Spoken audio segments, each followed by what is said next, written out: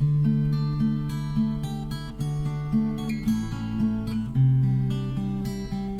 what to do with yourself when you can't perform. I am a performing musician, as opposed to a session musician, songwriter, or a composer.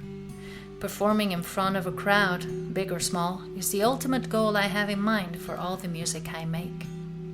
It's a feeling like no other, when you're there on the stage, all eyes and ears on you, and you give your all. Music, like mercy, that gives what it is and has nothing to prove, like Annie DiFranco said in her song Up, Up, Up, Up. It's a trying process too.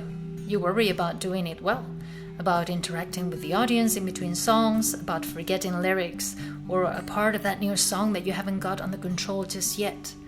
But if for whatever reason you can't do it, it feels like part of you withers, like you're invisible. My good friend H, bass player from the Lazy Dreamers, put it this way: it's only when I'm on the stage that I feel I'm alive.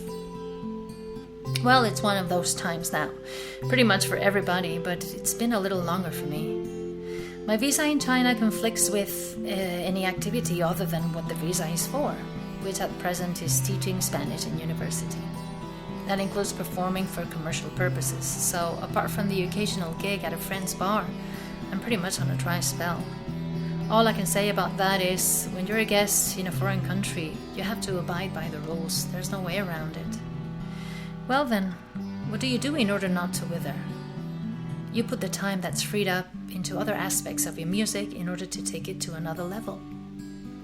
Performing is time-consuming in many ways.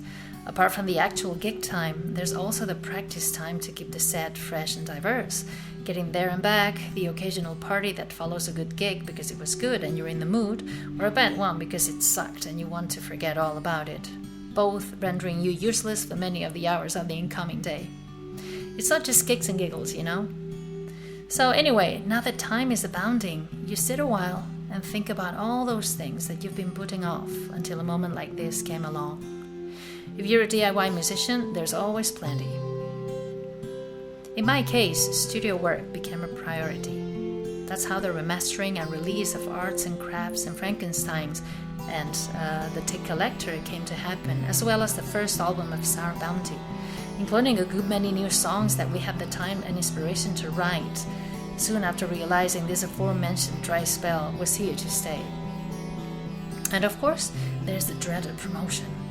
Hours and hours on the computer, learning how to do stuff, trying to do it, failing, biting your fist to keep yourself from throwing the computer out the window. Websites, social media, profiles here, there, and everywhere, editing pictures and videos, and always the feeling that however much you can do will never be enough. Welcome to the life of the independent, and I mean independent musician. So this is what I do. Apart from the couple of times that Vinny from Sour Bounty and I grabbed our instruments and simply played on the streets, just anywhere to get our fix. No hat or open guitar case on the floor though, lest the well-intentioned soul might land us in prison by giving us a tip and thus making us guilty of the crime of playing music for commercial purposes. Make the most of the time. The work is never ending, and there is no excuse not to do it. And no dry spell lasts forever anyway.